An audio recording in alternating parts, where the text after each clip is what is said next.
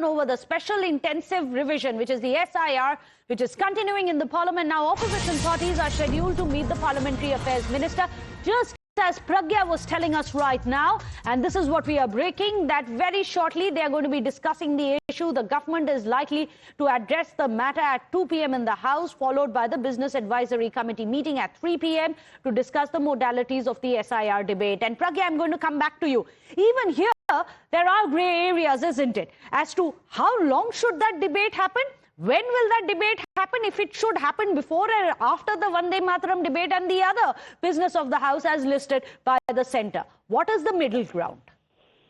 So basically, the government right now is trying to accede to the demand that has been put forward by the opposition. But the modalities, as I said, needs to be discussed only in Business Advisory Committee, because there are many concerns of the government as well on this particular demand by the opposition leaders. There should no violation of the rules and procedures of Parliament.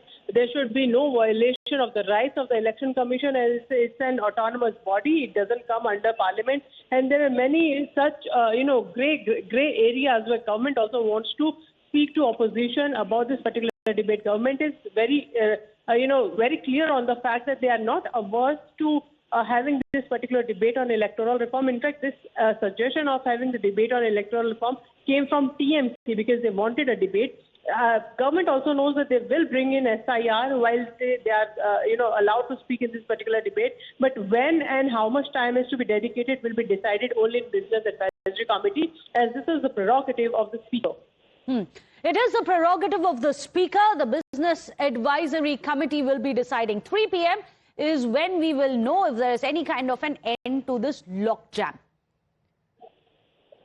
Well, Pragya, you telling us about this. However, you must also juxtapose this development with what's happening in Jammu and Kashmir, Pragya, where you have Congress's own alliance partner coming out and saying that the elections were free and fair in Jammu and Kashmir at a time when Congress and its other alliance partners are standing there saying, stop the vote chori.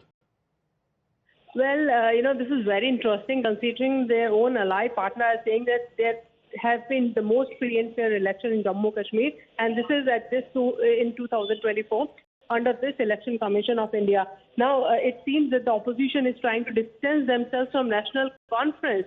Even the Congress leaders, Congress MPs or Samajwadi Party MPs, they're saying that, and even in fact TMC MPs, they're distancing themselves from this statement that has come from an NC MP. And they are saying that if they believe it must be their own, view of how the election has been conducted, because they are in power.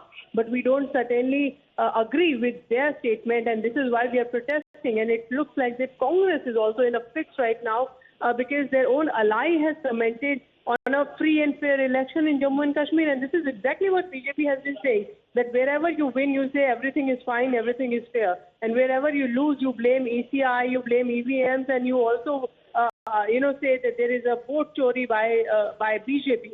So, this looks like a hypocrisy on part of the opposition parties. But now their own ally has, made this statement of free and fair election. It has certainly put many in the opposition in a fix, and they are, also seems to be distancing themselves from this particular statement. Well, absolutely. Pragya, in fact, do stay on with us. You can see on your screens how opposition MPs began